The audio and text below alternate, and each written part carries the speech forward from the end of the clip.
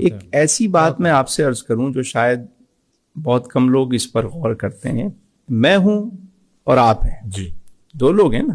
اب اگر سارا کھانا پینا میں کھاؤں اور آپ کو میں کچھ نہ دوں تو ہوگا کیا؟ میں تو طاقتور ہو جاؤں گا، آپ کیا ہوں گے؟ کمزور ہو جائیں گے.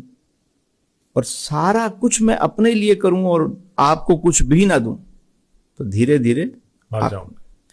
تو جب انسان میں دو چیزیں ہیں، جسم ہے اور روح ہے، تو وہ اگر ساری خوراک اور سب کچھ اگر جسم کے لیے کرے گا تو روح کا کیا بنے گا؟ اور دیکھیں، جسم اس مٹی سے بنا تو اس کی خوراک بھی یہیں کی ہے، روح یہاں سے نہیں بنی، اس لیے اس کی خوراک بھی یہاں کی نہیں ہے. واہ واہ واہ واہ، جسم مٹی سے بنا، سبحان اللہ، خوراک زمین سے ملے گی، سبحان اللہ، اور روح وہاں سے آئی تو اس کی خوراک بھی وہیں سے. سبحان اللہ.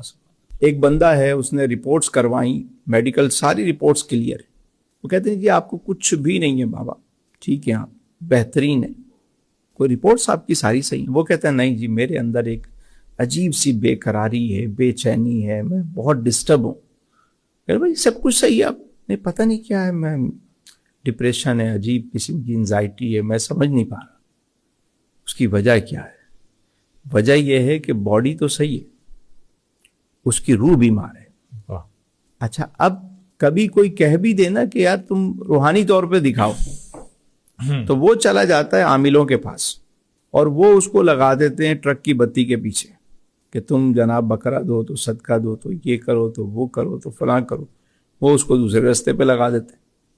اصل معاملہ یہ ہے کہ روح بیمار ہے اور روح کو خوراک چاہیے، اور اس کی خوراک اللہ کا ذکر ہے. واہ واہ واہ، اس کی خوراک رزق حلال ہے، اس کی خوراک جو ہے وہ معاف کرنا ہے. واہ واہ واہ. روح کی جو خوراک ہے کہ بانٹنا ہے، اللہ کی راہ میں دینے والا بننا ہے. واہ واہ. تو جب روح کی خوراک نہیں ملتی تو روح بیمار ہونا شروع ہو جاتی. اور اس وقت جو سب سے زیادہ اینٹی ڈپریشن چیزیں چل رہی ہیں، اس کی وجہ یہی ہے کہ لوگوں کی روح جو ہے نا وہ بیمار ہے، اس کے لیے کوئی کام نہیں.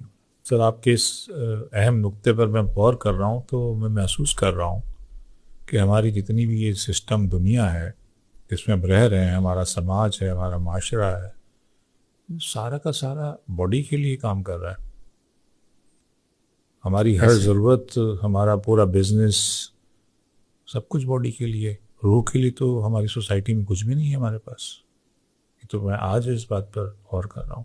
اور علی بھائی، آنے والے ٹائم میں آپ دیکھیے گا دنیا میں جو سب سے بڑا مسئلہ اور چیلنج کھڑا ہونے جا رہا ہے نا، اور وہ ہے آپ کا مینٹل سکون. سکون دو طرح کے ہوتے ہیں، جی. اطمینان قلب، ذہنی سکون. قلبی سکون سے تو دنیا پہلے ہی واقف نہیں تھی، بلکہ اچھے بھلے لوگ واقف نہیں ہوتے کہ قلبی اطمینان کیا ہے، اطمینان قلب کیا ہے، نفس مطمئنہ کیا ہے، اس کے بارے میں تو انہیں پتہ ہی نہیں ہوتا. مینٹل جو سکون تھا وہ بھی اب ختم ہو گیا. اللہ. گیجٹس کی وجہ سے، یہ میٹاورس کی وجہ سے، یہ ویب 3 کی وجہ سے، یہ 5G کی وجہ سے، یہ جو اب چیٹ جی پی ٹی اور پتہ نہیں الا بلا کیا دنیا میں چیزیں آنا شروع ہو گئیں.